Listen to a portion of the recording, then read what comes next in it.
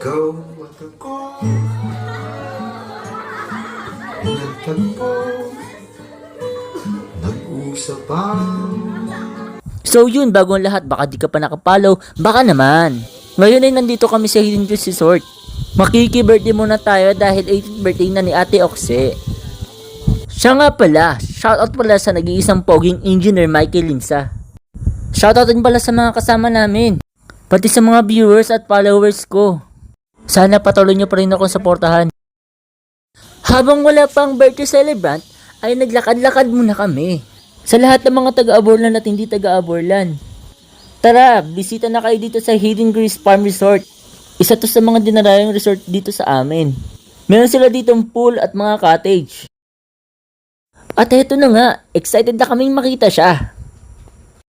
Fast forward, nandito na kami sa loob at nagsisimula na ang program. Whose light shines through this. Miss Roxine Linza, our radiant Nebula. At heto na nga, papalapit na ang ating debutant. Happy 18th birthday, Ate Oxe!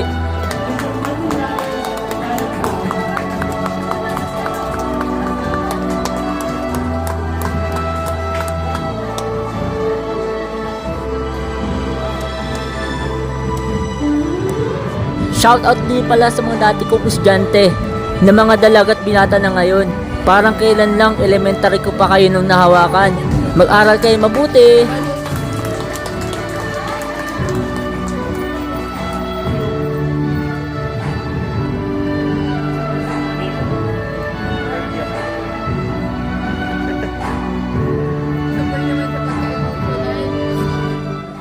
Ang ganda-ganda na ng debutant natin.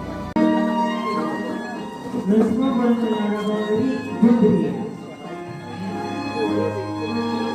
Panoorin mo natin ang highlight sa kaganapan ng debut ng ating birthday celebrant.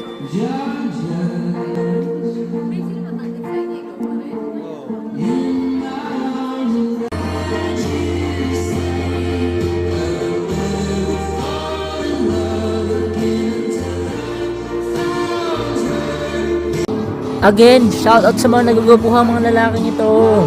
Kung napapanood nyo to, comment naman kayo.